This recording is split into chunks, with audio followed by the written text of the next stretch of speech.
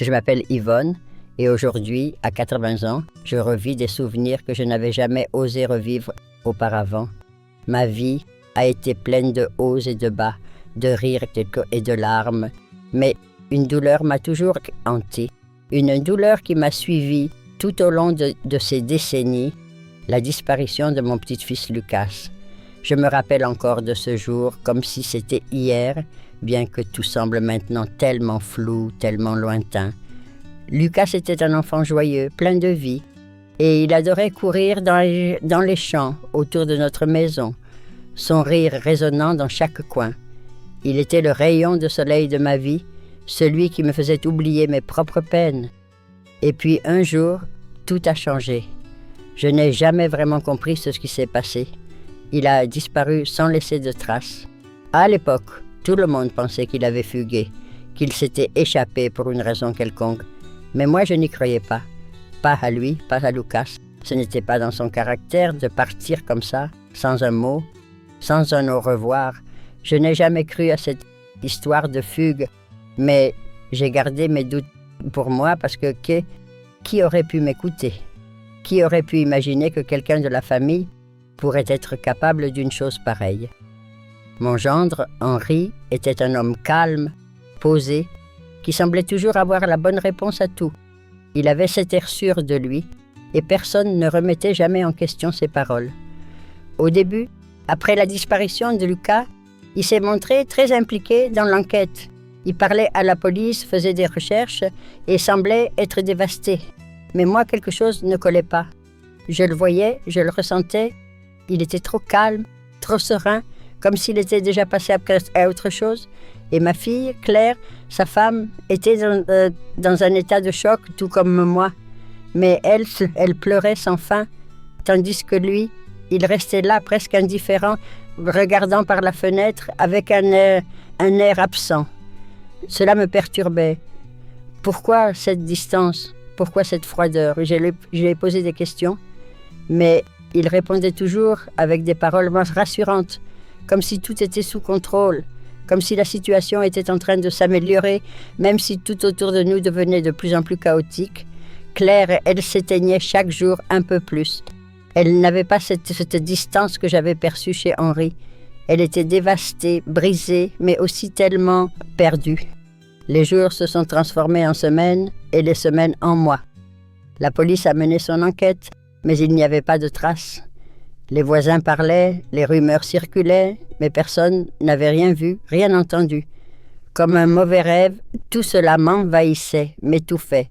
Lucas n'était plus là, et tout ce que je ressentais, c'était ce vide immense, ce gouffre que personne ne semblait vouloir combler. Et puis, quelque chose de plus étrange s'est produit. Henri s'est mis à changer. Il était plus silencieux, plus renfermé. J'ai vu un jour un étrange sourire sur ses lèvres, un sourire qui n'avait rien de rassurant.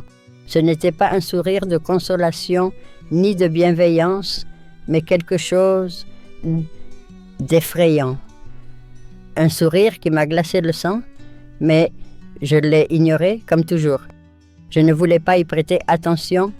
Je voulais juste croire que ce n'était qu'une phase, une mauvaise période à traverser. Mais plus je m'y réfugiais, plus je sentais que quelque chose clochait. Je suis une vieille femme maintenant, et je peux enfin dire ce que je n'ai jamais osé dire. Mais à l'époque, j'étais aveugle.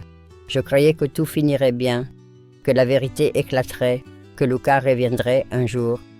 Je me suis accrochée à cette illusion. Aujourd'hui, je sais que j'avais tort. Le plus terrible dans tout ça, c'est que je n'ai jamais pu dire à Claire ce que je pensais. Je n'ai jamais pu lui faire part de mes doutes parce que j'avais peur.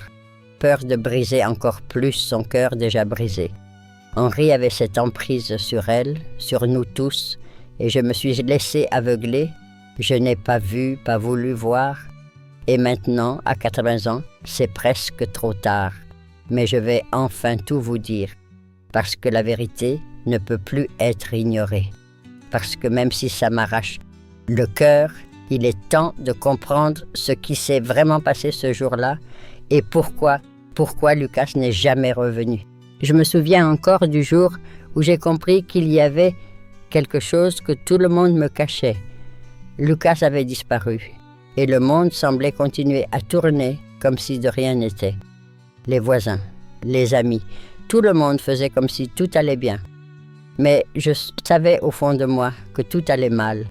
Je le sentais dans mon ventre, dans ma gorge. Ce n'était pas une fugue, je n'avais jamais cru cette histoire. Pourquoi aurait-il fugué?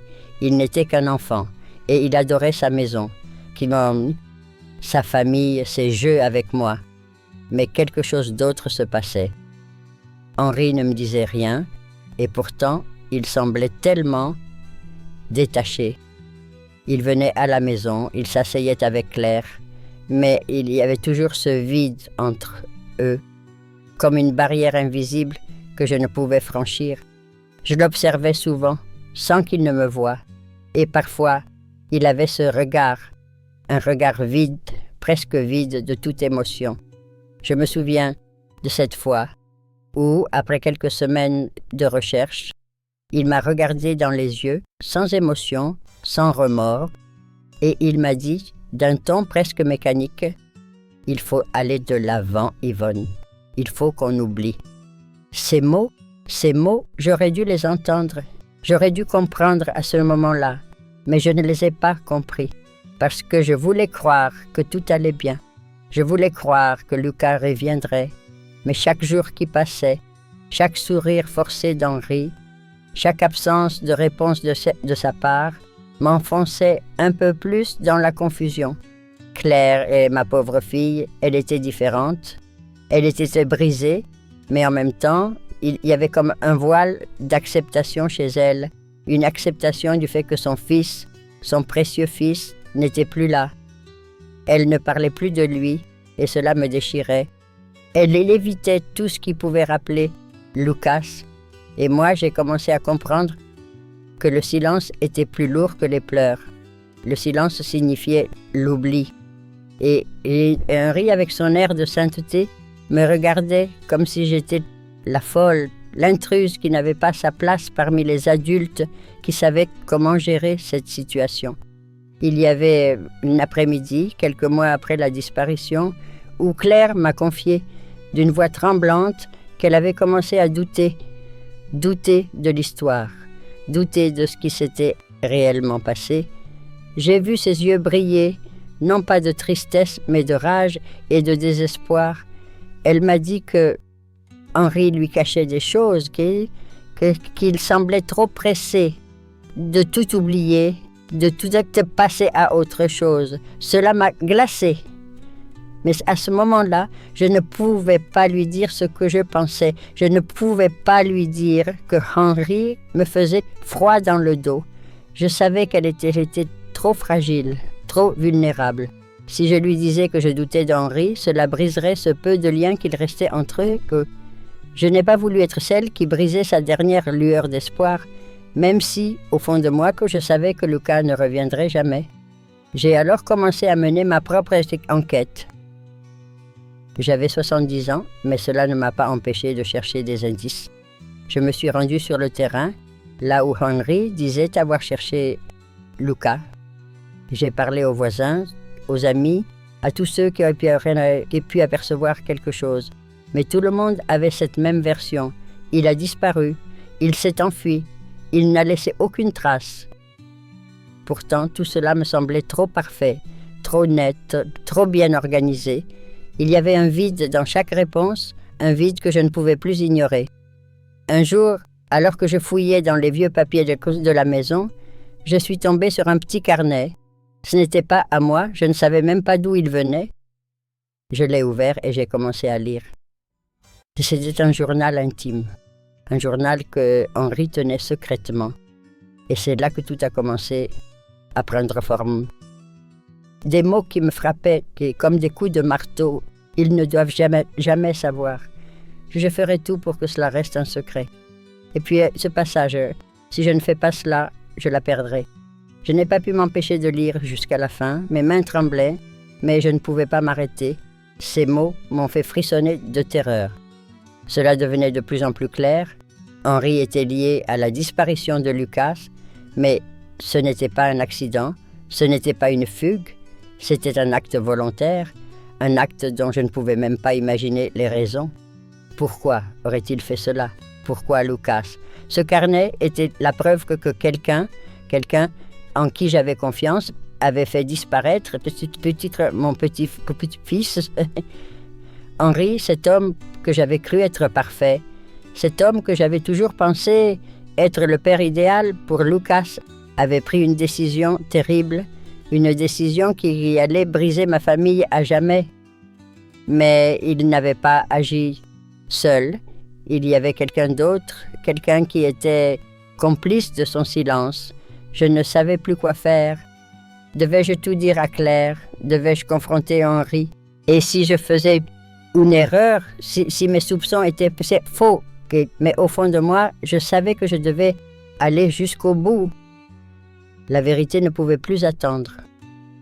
Chaque jour qui passait, le poids du silence devenait de plus en plus lourd. J'avais cette vérité au fond de moi, une vérité que j'avais peur de confronter, mais qui me consumait lentement. Henri avait écrit dans son journal, mais ça ne suffisait pas. J'avais besoin de preuves, de quelque chose de plus tangible, quelque chose qui me permettrait de dire à Claire, c'est lui qui a enlevé Lucas. Mais j'avais l'impression que chaque réponse que je trouvais me poussait encore plus loin dans une impasse. Et chaque fois que je croise le regard d'Henri, je sentais que j'étais sur le point de tout découvrir quelque chose que je ne pouvais pas accepter. Je me souviens d'une nuit particulièrement difficile, il y a quelques mois, où je suis restée éveillée, réfléchissant à tout ce que j'avais vu et entendu. Henri avait quitté la maison plus tôt que d'habitude, sans donner d'explication, ce qui n'était pas dans ses habitudes. Il avait des déplacements professionnels réguliers, mais celui-ci avait paru étrange. Je savais qu'il était allé quelque part, mais où? Quelque chose me disait que je devais suivre ses traces. Cette idée m'a obsédée pendant des jours. Pourquoi ne pouvais-je pas simplement le laisser partir et oublier? Pourquoi ma curiosité me poussait-elle à chercher encore plus profondément dans cette sombre histoire? Le lendemain, je suis allée dans la vieille bibliothèque de la maison. Je fouillais dans les étagères, cherchant des indices, des papiers, des photos, tout ce qui pourrait éclairer ce qui s'était passé après la disparition de Lucas. Et là, au fond d'un tiroir poussiéreux, j'ai trouvé un document étrange, une lettre non envoyée, pliée en 4. Elle était adressée à une adresse que je ne connaissais pas. Et quand j'ai vu le nom en haut de la page, un frisson m'a traversé. C'était une lettre écrite par Henri. Mais à qui? Et pourquoi ne l'avait-il jamais envoyée? Je l'ai lue, et plus je la lisais, plus mon cœur se serrait dans ma poitrine. Henri y parlait de Claire, de son désarroi face à la situation, de sa colère contre elle et contre Lucas. Oui, il en parlait comme s'il était responsable de la situation, comme s'il avait été poussé à faire des choses qu'il ne pouvait plus contrôler. C'était une lettre pleine de rage, d'amertume, et pourtant, Henri semblait la justifier comme s'il avait agi par nécessité. Il écrivait « Je ne pouvais pas continuer ainsi. Elle ne comprenait pas. Mais il fallait que ça se termine. Il fallait que je prenne les choses en main. » À ce moment-là, tout est devenu plus clair. Henri avait agi seul, mais il se croyait justifié. Je suis restée là, la lettre dans les mains, le corps figé par la révélation.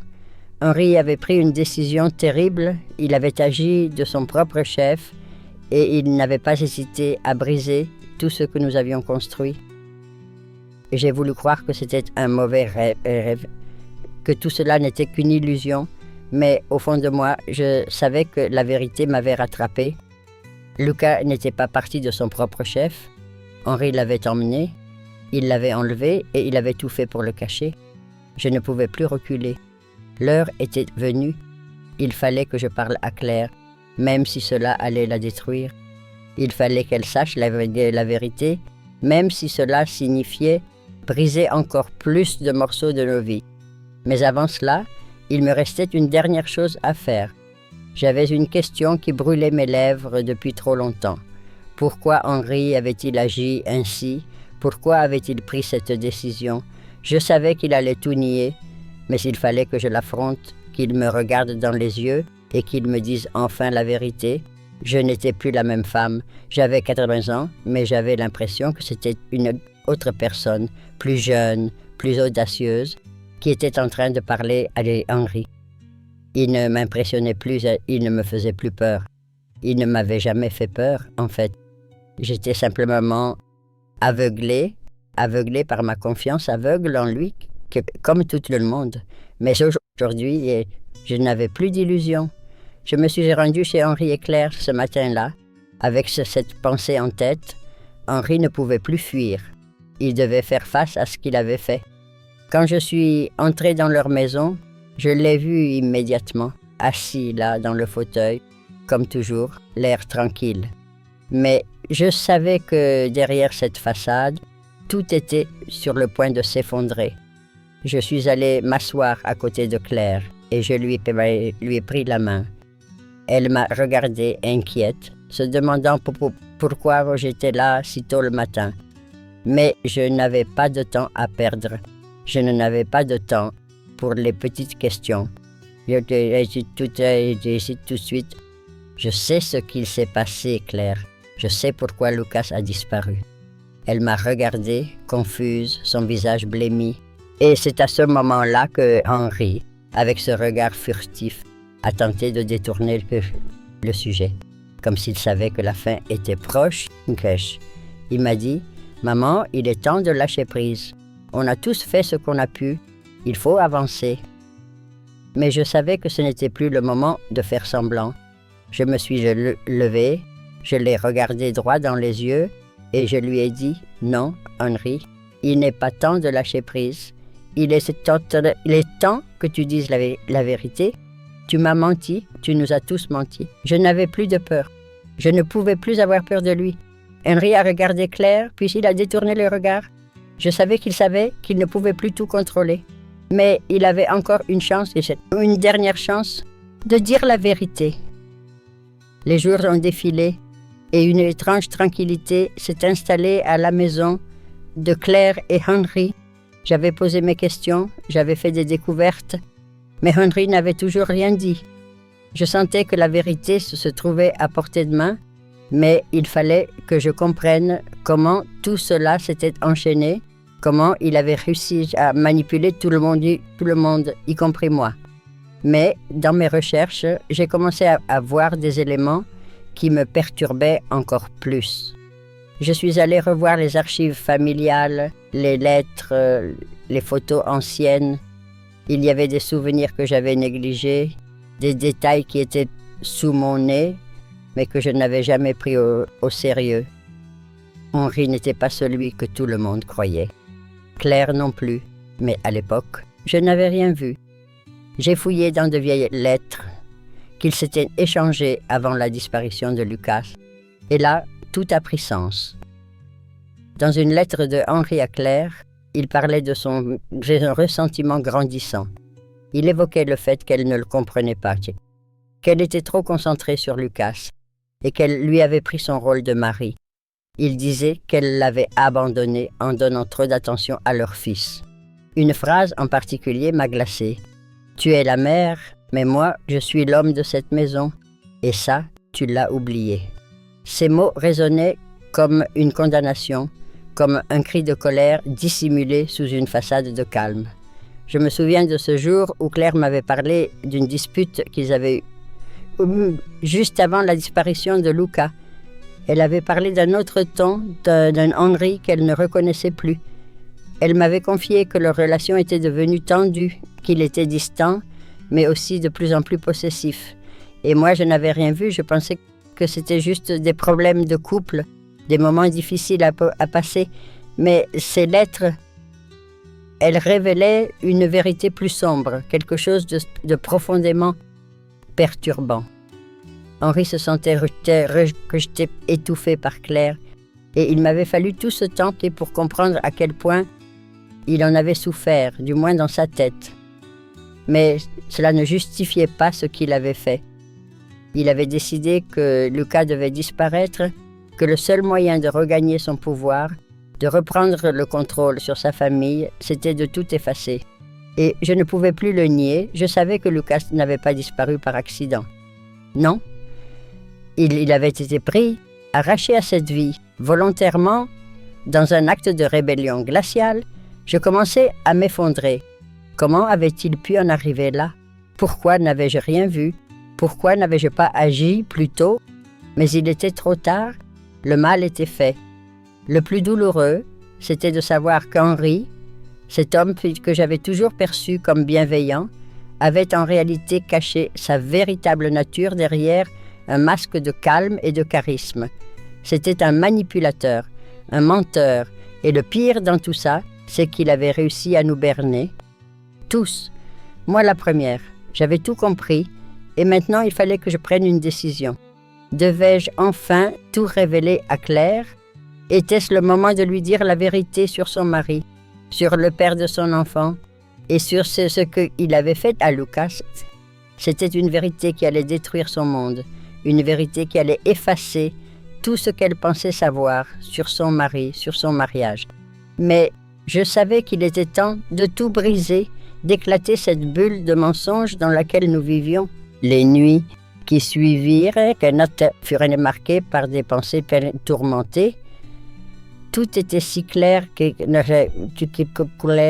pourtant, je n'avais toujours pas le courage de confronter Henri et Claire. Ce qu'il avait fait ne pouvait pas être vrai. C'était trop cruel, trop insensé pour un homme que j'avais cru connaître. Mais la vérité m'avait envahi et je savais que je ne pouvais pas reculer. Il était temps de tout dire à Claire. Un matin, je suis allé dans le vieux coffre à papier de Henri, là où il rangeait ses affaires personnelles. Il y avait des documents qu'il n'avait jamais voulu que quelqu'un voie.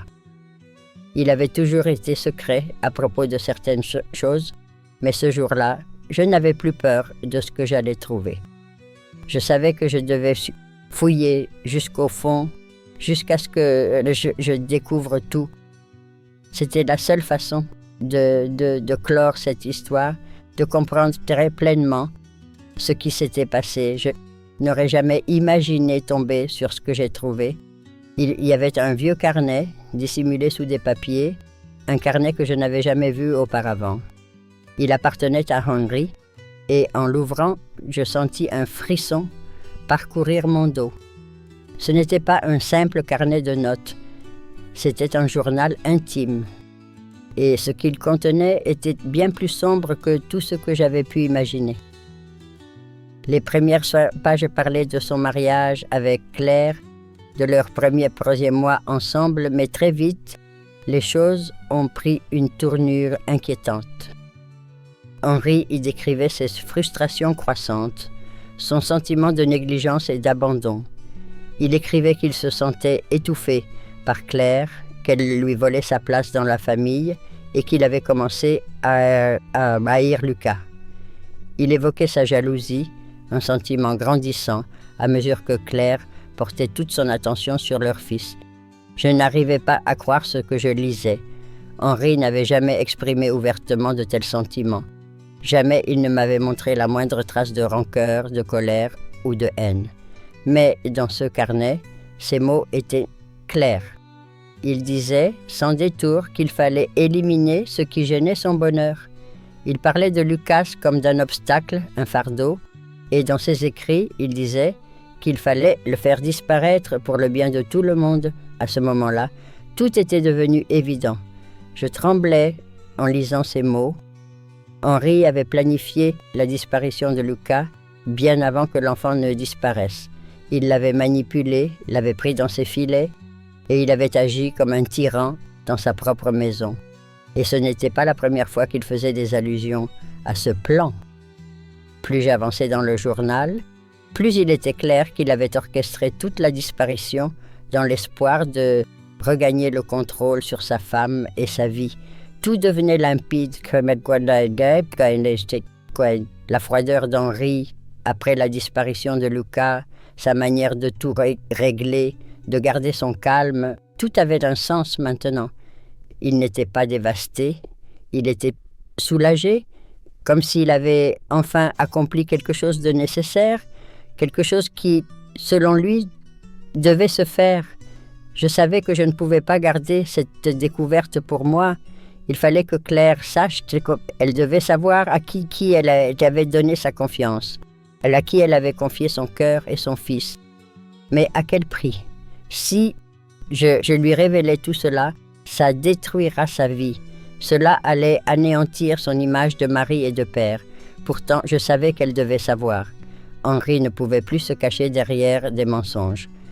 Claire avait droit à la vérité, même si elle ne serait jamais prête à l'accepter.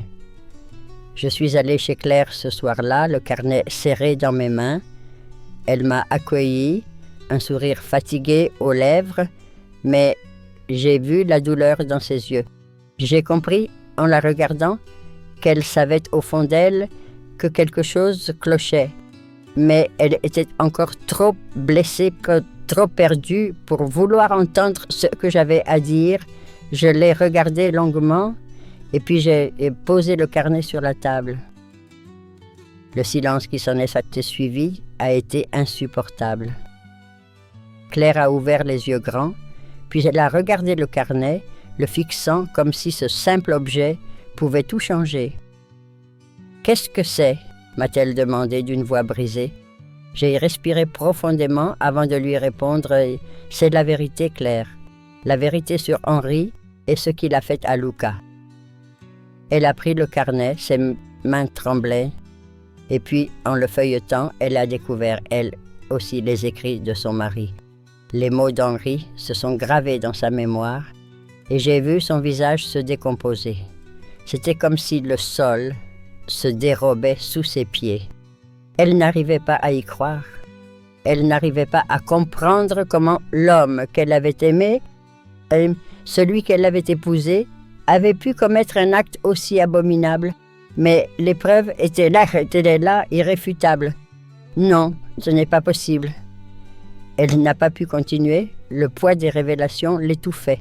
Elle a laissé tomber le carnet, les larmes se formant dans ses yeux, mais cette fois-ci c'était de la douleur pure, pas de la tristesse ordinaire. C'était un désespoir brutal, celui qui frappe avec une force dévastatrice.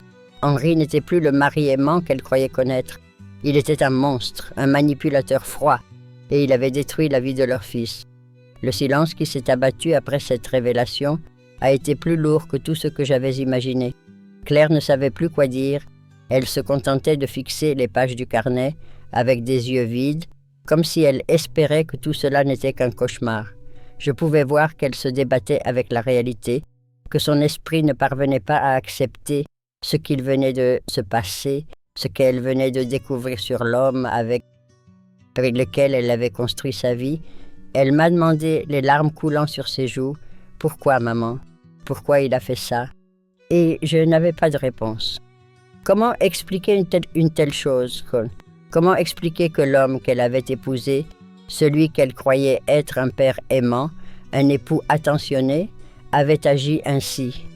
Henri, cet homme calme et posé, ce manipulateur sournois, avait caché sa véritable nature pendant des années. Je n'avais pas de réponse, et à chaque question, Claire semblait se perdre un peu plus dans son désespoir. Mais je savais que c'était la vérité, une vérité que j'avais refusé de voir pendant trop longtemps, une vérité qui m'avait fait mal et qui, à présent, déchirait le cœur de ma fille. Elle n'était pas prête, et pourtant, elle devait affronter ce monstre qu'elle avait marié. Je la soutenais du mieux que je pouvais, mais je savais qu'aucun mot ne pouvait réparer la douleur qu'elle ressentait. Pendant ce temps, Henri, comme d'habitude, restait en retrait, regardant tout ça se dérouler avec une calme glaciale. Il savait que le secret qu'il avait si soigneusement caché depuis toutes ces années était enfin découvert. Il savait qu'il ne pouvait plus manipuler personne, plus cacher la vérité. Et pourtant, il ne semblait pas vouloir s'expliquer. Au contraire, il agissait comme si tout cela n'était qu'une mauvaise passade, un moment de crise qui allait passer. Je le regardais et je voyais la vérité dans ses yeux. Il n'était pas surpris. Il savait que le moment viendrait où tout éclaterait. Mais il ne montrait aucune culpabilité, aucun remords. Henri était un homme froid, un homme qui avait détruit une vie pour assouvir ses propres désirs. Il avait choisi de sacrifier Lucas et d'installer une distance insurmontable entre Claire et lui. Il l'avait fait qu'il était prêt à tout pour ne pas perdre son pouvoir. Claire, elle, n'arrivait toujours pas à accepter ce qu'elle venait de découvrir. « Pourquoi tu n'as jamais rien dit, maman ?» Elle m'a demandé d'une voix brisée, comme si le sol se dérobait sous ses pieds. « Pourquoi tu as laissé tout ça arriver ?» Je n'avais pas de réponse. Que pouvais-je dire? J'avais moi aussi été aveuglée. J'avais voulu croire que c'était juste une phase, un mauvais moment à passer. J'avais voulu ignorer les signes, les petites failles dans leur relation, la froideur d'Henri, ces silences que les oppressants. Mais je ne pouvais plus fuir. Plus personne ne pouvait fuir la vérité. Je me suis approchée d'elle et tout ce que je pouvais faire, c'était la prendre dans mes bras. Elle pleurait et je savais qu'il n'y avait rien à dire pour apaiser sa douleur. Il n'y avait plus de retour possible. La confiance qu'elle avait placée en Henri était brisée et il n'y avait plus rien que nous puissions faire pour réparer ce qui avait été détruit. Je n'avais pas de réponse à ces questions. La vérité était trop douloureuse, trop cruelle pour être acceptée immédiatement. Claire avait besoin de temps. Elle devait digérer ce qu'elle venait d'apprendre, mais je savais que sa vie ne serait plus jamais la même. Henri avait détruit bien plus qu'une famille. Il avait détruit la réalité dans laquelle nous vivions, et tout ce que nous avions cru être vrai s'effondrait devant nous. Je me suis tournée vers Henri, les yeux remplis de colère et de tristesse, et je lui ai dit d'une voix ferme, « Tu vas devoir assumer ce que tu as fait, Henri. Tu ne peux plus t'échapper. Il est temps de payer pour ce que tu as fait. » Il a haussé les épaules, comme si cela ne le concernait pas, et ça m'a glacée. Henri, l'homme avec qui j'avais partagé ma vie, l'homme que j'avais cru connaître, se tenait là, impassible, sans une once de culpabilité. Il ne semblait même pas comprendre la gravité de ce qu'il avait fait. Il n'était pas seulement un mari défaillant, un père absent, il était un criminel, un homme capable de faire disparaître un enfant, un homme capable de briser la vie d'une famille entière pour assouvir ses propres frustrations. Et moi, à 80 ans, je voyais la réalité en face. Henri ne se repentirait jamais. Il avait peut-être tout perdu, mais il ne ferait jamais face à la vérité. Et ça, c'était peut-être la chose la plus terrible de toutes. La vérité a éclaté dans mon cœur comme une déflagration, fendant la brume de silence qui m'enveloppait depuis trop longtemps. Chaque fragment de mémoire qui revenait m'écrasait davantage, car je réalisais enfin l'ampleur de la trahison. Henri, cet homme que j'avais toujours vu comme un modèle de calme et de responsabilité, était en réalité celui qui avait pris mon petit-fils, mon fils. Il l'avait enlevé, dérobé à la vie, et pendant tout ce temps, il avait réussi à faire croire à tout le monde que Lucas était simplement parti, qu'il avait fugué, qu'il avait disparu sans raison. Mais ce n'était pas le cas. Je me suis assise un moment, seule, avec la photo que j'avais trouvée dans cette vieille boîte de souvenirs, l'une des rares choses qui m'avaient été laissées de l'époque où tout était encore normal. La photo montrait une maison isolée, au bout d'un chemin poussiéreux, presque hors du temps. C'était un endroit que j'avais vu en rêve, sans jamais y prêter attention. Henri m'avait parlé de cet endroit une fois, lors d'un dîner de famille, mais c'était à peine plus qu'une anecdote sans importance. Maintenant, je comprenais que c'était là, dans cette maison, que tout s'était joué. L'ombre du passé s'étendait maintenant sur ma mémoire, me replaçant dans ce moment où tout avait commencé, même si je ne l'avais pas vu. Les mots qui se trouvaient au dos de la photo me frappèrent comme un coup de poignard, l'endroit où tout a basculé. Henri ne m'en avait jamais parlé, pourtant, il avait emmené Lucas là-bas. Pourquoi? Pour cacher la vérité. Il voulait que tout le monde croie que Lucas s'était enfui, qu'il était en fuite, mais il savait, comme moi maintenant, que ce n'était pas possible.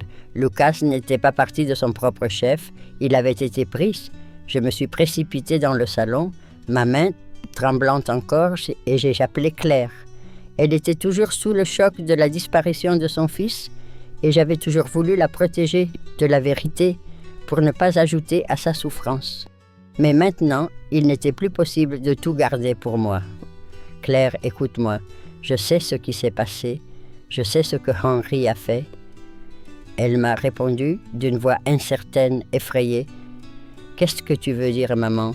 Sa voix tremblait. Je pouvais entendre la panique dans ses mots. Henri l'a emmené, il a pris Lucas, il a enlevé mon petit-fils et nous l'avons tous ignoré. J'ai prononcé les mots qui m'étaient restés sur le cœur pendant si longtemps et à mesure qu'ils franchissaient mes lèvres, je sentais un poids se lever, un poids que j'avais porté seul pendant trop longtemps. Mais en même temps, cela ne faisait qu'aggraver la douleur. Il fallait que Claire l'entende. Elle devait savoir, elle devait comprendre que l'homme qu'elle avait épousé n'était pas celui qu'elle pensait. Mais comment? Pourquoi? Pourquoi n'avais-je rien vu? Pourquoi n'ai-je pas su? Claire sanglotait maintenant, son monde s'effondrant autour d'elle, comme le mien venait de le faire. Je pouvais l'entendre s'effondrer, et ça me brisait encore plus. Mais je ne pouvais pas revenir en arrière. Il était trop tard. La vérité était là, nue et brutale. Et je ne sais pas, ma chérie, je ne sais pas pourquoi je n'ai rien vu, mais je sais ce que j'ai découvert. Henri a menti. Tout ce temps, il a menti, il n'a jamais été perturbé. C'était comme s'il savait déjà où Lucas était. Je l'ai vu. Je l'ai vu dans ses yeux, dans son sourire étrange, et il était trop calme, trop serein, et je me suis laissée aveugler, mais il a pris Lucas, et personne ne l'a vu. Personne, pas même toi. J'ai laissé mes larmes couler alors que je le disais. Cela me brisait de voir Claire si perdue, si brisée, mais il n'y avait plus de retour en arrière. Nous devions affronter cette vérité. Le silence était lourd contre nous, comme un abîme infranchissable. Claire ne savait pas comment réagir. Elle se sentait trahie, mais elle ne savait pas par qui, par Henri, son mari, ou par moi, sa mère, qui avait vécu dans le déni tout ce temps. Mais elle n'arrivait pas à comprendre. Elle se répétait encore et encore. Mais pourquoi? Pourquoi il l'a fait? Je n'avais pas les réponses. Je ne pouvais que lui dire ce que j'avais vu, ce que j'avais découvert, ce que j'avais compris avec une clarté glaçante. Henri avait pris Lucas pour des raisons que je ne pouvais même pas imaginer. Peut-être parce qu'il se sentait oublié, peut-être parce qu'il se sentait rejeté, qu'il est rejeté par sa femme, par sa famille. Mais tout cela n'était qu'une excuse. Aucun homme n'a le droit d'agir ainsi, de briser une famille pour son propre égoïsme. Et Henri l'avait fait. Il avait brisé tout ce que nous avions construit. J'ai pris une profonde inspiration, me préparant à ce qui allait suivre. La vérité devait éclater au grand jour, même si cela signifiait détruire tout ce qui restait de cette famille. Et je savais que, malgré toute la douleur que cela entraînerait, c'était la seule chose à faire. Pour Lucas. Pour lui, il fallait que le secret soit levé. Il fallait que le monde sache ce qui s'était vraiment passé. Le lendemain matin, tout semblait figé dans une atmosphère lourde de silence. Le téléphone avait vibré toute la nuit, des appels de Claire, de mes proches, mais je n'avais pas eu la force de répondre. La vérité avait éclaté et il n'y avait plus de retour en arrière. Ce que j'avais dit à Claire, les mots lourds de sens, avaient plongé nos vies dans un tourbillon d'émotions. Le poids du silence et des secrets s'était abattu sur nous. Je me suis réveillée avec cette sensation d'irréalité. La maison semblait vide, même si Claire était présente. Elle avait dû repartir après notre conversation, sans un mot, sans un regard. Elle avait besoin de temps pour digérer ce que je venais de lui révéler, mais moi je n'avais plus de temps. Le matin s'étirait dans une lenteur angoissante, et chaque minute semblait plus longue que la précédente. Tout ce que je pouvais faire, c'était attendre, réfléchir à ce qui allait se passer ensuite. Nous avions décidé de rencontrer Henri. Il le fallait. Il fallait qu'il fasse face à la vérité. J'avais l'intuition que cette rencontre serait notre dernier acte, celui qui mettrait fin à cette mascarade? Quand Henri arriva, son visage ne trahissait aucune émotion, pas de remords, juste un calme inquiétant. Il s'assit devant nous, et la première chose qu'il dit fut « Je savais que ça finirait par se savoir ». Claire leva les yeux, sa voix tremblante. « Tu as volé mon fils Henri, tu l'as enlevé, tu l'as emmené, et tu nous as fait croire à un mensonge. » Son regard devint glacé. Il nous fixa sans réagir, comme si tout ceci ne le concernait plus. Il était calme, mais un calme qui cachait une froide indifférence. Il ne dit rien, se contentant de nous regarder, comme si nous étions les fautifs, comme si nous étions ceux qui avaient brisé la famille. Je tentais de le regarder dans les yeux, mais il était devenu l'incarnation du mensonge. Un mensonge qu'il avait porté pendant des années. Pourquoi, Henri? Pourquoi avoir fait ça? Pourquoi as-tu pris Lucas? Pourquoi as-tu détruit une famille entière pour ta propre vengeance? Il resta silencieux encore un moment, puis répondit d'une voix mesurée, parce que je n'en pouvais plus. J'ai tout donné pour cette famille, pour Claire, pour Lucas, mais personne ne m'a jamais vraiment vu. J'étais invisible, vous ne m'avez jamais écouté, je voulais être vu et Lucas, il était ma chance d'être enfin quelqu'un. Ces mots résonnèrent comme un coup de marteau. Il parlait de lui-même comme d'un martyr, comme si ses actions étaient injustifiées. Il se sentait exclu, abandonné. Mais tout ça, c'était une excuse. Aucun homme n'a le droit d'agir de la sorte, d'enlever un enfant, de briser une famille pour assouvir son égoïsme. Claire se leva brusquement, les larmes brûlant ses yeux, mais elle ne pleura pas. Elle se tenait droite, comme si chaque mot prononcé par Henri était une gifle qu'elle ne voulait pas recevoir. « Tu ne mérites pas de faire partie de ma vie, Henri, ni de la vie de notre fils, jamais. » Il la regarda sans bouger. Aucun remords, aucun regret, juste une absence totale de tout ce qui fait un être humain. Il se leva enfin, prêt à partir. Avant de partir, il lança, d'un ton dénué de toute émotion, « C'est fini alors. Vous avez la vérité. Faites-en ce que vous voulez. » Claire ne le regarda même pas lorsqu'il tourna les talons. Elle se tourna vers moi, ses yeux pleins de colère et de douleur. Je ne veux plus jamais le voir. Henri disparut derrière la porte, et à cet instant précis, le monde sembla suspendu. Une partie de moi s'était brisée, mais une autre, plus profonde, se sentait libérée. Nous avions affronté la vérité, et maintenant, nous devions vivre avec les conséquences. Claire se tourna vers moi. Son visage était bouleversé, mais je pouvais voir quelque chose dans ses yeux, une forme de libération. Le poids du mensonge s'était levé, nous étions brisés, mais nous étions libres. Et je savais que, malgré toute la douleur que cela entraînerait, c'était la seule chose à faire. Pour Lucas. Pour lui, il fallait que le secret soit levé, il fallait que le monde sache ce qui s'était vraiment passé. Le lendemain matin, tout semblait figé dans une atmosphère lourde de silence. Le téléphone avait vibré toute la nuit, des appels de Claire, de mes proches, mais je n'avais pas eu la force de répondre. La vérité avait éclaté et il n'y avait plus de retour en arrière. Ce que j'avais dit à Claire, les mots lourds de sens, avaient plongé nos vies dans un tourbillon d'émotions. Le poids du silence et des secrets s'était abattu sur nous. Je me suis réveillée avec cette sensation d'irréalité. La maison semblait vide, même si Claire était présente. Elle avait dû repartir après notre conversation, sans un mot, sans un regard. Elle avait besoin de temps pour digérer ce que je venais de lui révéler, mais moi je n'avais plus de temps. Le matin s'étirait dans une lenteur angoissante, et chaque minute semblait plus longue que la précédente. Tout ce que je pouvais faire, c'était attendre, réfléchir à ce qui allait se passer ensuite. Nous avions décidé de rencontrer Henri. Il le fallait. Il fallait qu'il fasse face à la vérité. J'avais l'intuition que cette rencontre serait notre dernier acte, celui qui mettrait fin à cette mascarade. Quand Henri arriva, son visage ne trahissait aucune émotion, pas de remords, juste un calme inquiétant. Il s'assit devant nous et la première chose qu'il dit fut « Je savais que ça finirait par se savoir ». Claire leva les yeux, sa voix tremblante. « Tu as volé mon fils Henri, tu l'as enlevé, tu l'as emmené et tu nous as fait croire à un mensonge. » Son regard devint glacé.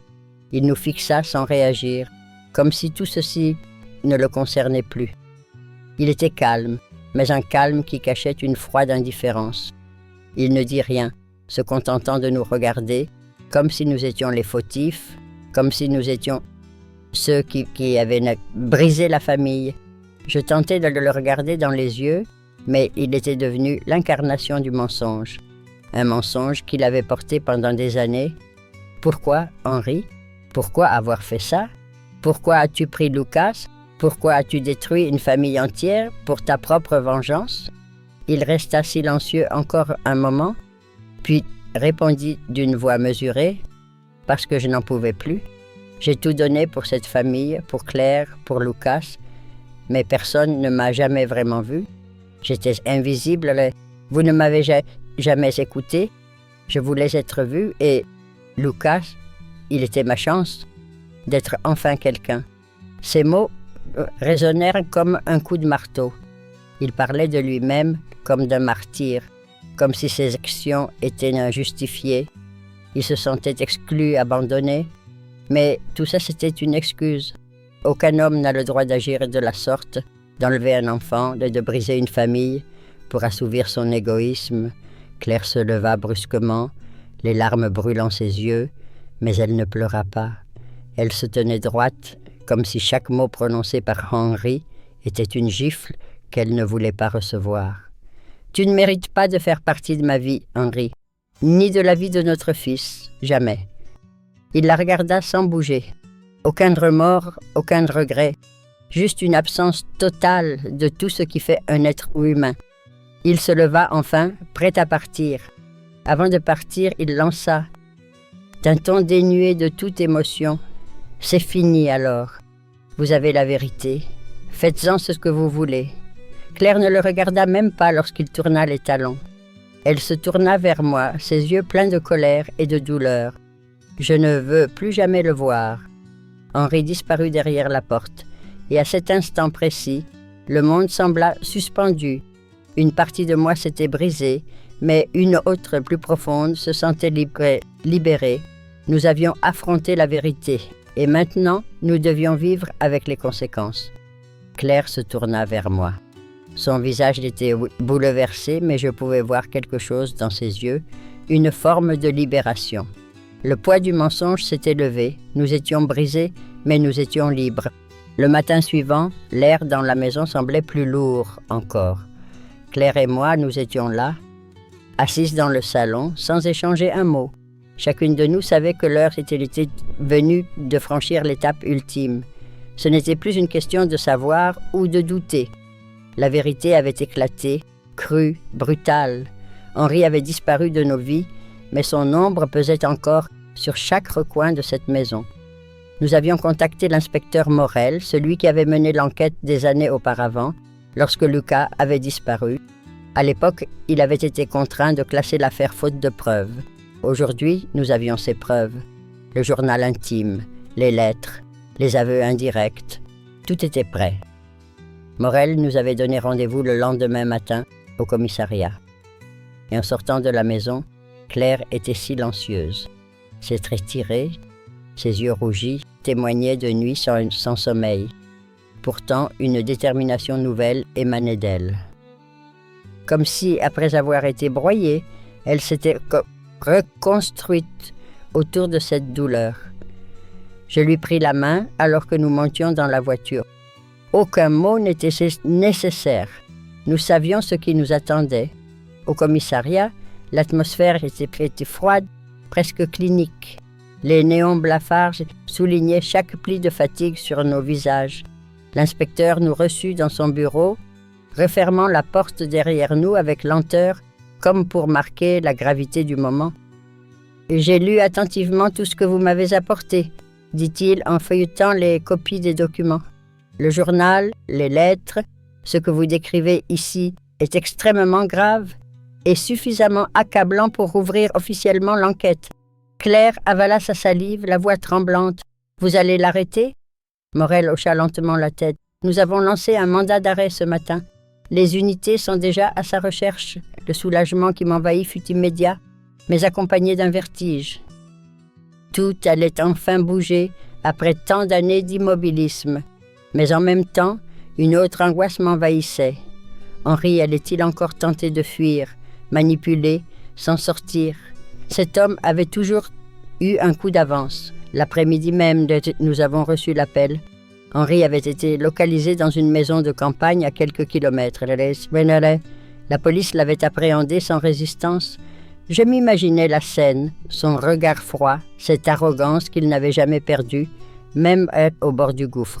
3 jours plus tard, le procès préliminaire s'ouvrit.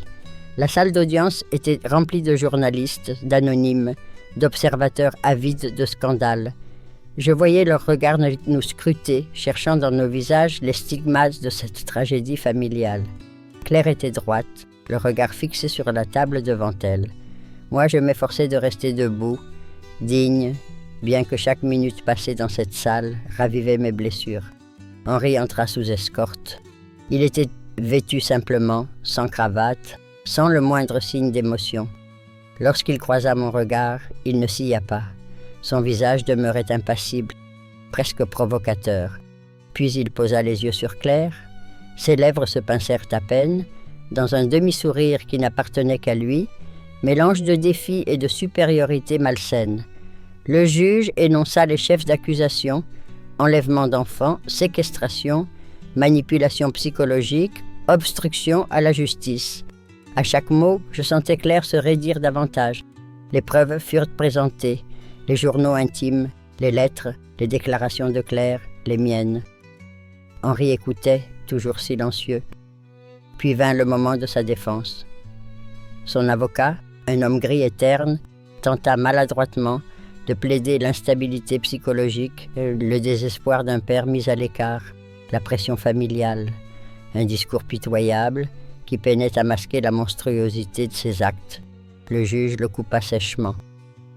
Ce que nous voyons ici n'est pas le désespoir d'un père, c'est la préméditation froide d'un homme qui a choisi de faire disparaître son propre fils pour satisfaire ses frustrations personnelles. Je fermai les yeux, retenant mes larmes. La voix du juge résonnait dans la salle, qui est ferme et implacable. Lorsque Henri prit enfin la parole, son ton fut glacé. J'ai fait ce que je devais faire, personne ne m'écoutait. Lucas était devenu un obstacle, Claire ne me voyait plus. Vous ne comprenez pas ce que c'est d'être effacé. Ces mots étaient comme des coups de poignard. Il n'exprimait aucun remords. Il restait enfermé dans sa propre logique destructrice. Ce n'était plus de la douleur que je ressentais, mais du mépris. Claire, elle, le fixait maintenant droit dans les yeux. Et dans ce regard, il n'y avait plus de peur, plus de tristesse, seulement du mépris, du dégoût et une colère maîtrisée. « Tu n'étais pas effacé, Henri, dit-elle d'une voix claire. Tu t'es effacé toi-même en détruisant notre famille. Tu as volé la vie de notre fils. Et aujourd'hui, c'est toi qui vas enfin disparaître. » Le silence fut total. Même le juge resta un instant figé avant de reprendre. La séance fut suspendue. Henri fut reconduit en cellule. Le procès allait suivre son cours. Mais nous savions déjà qu'il n'y aurait plus de fuite possible. Claire et moi sommes ressortis du tribunal dans le froid sec de cette fin d'automne. Le vent soufflait fort, mais il emportait avec lui une part du poids que nous avions porté toutes ces années. Nous n'étions pas guéris, nous ne le serions jamais vraiment, mais pour la première fois nous pouvions respirer.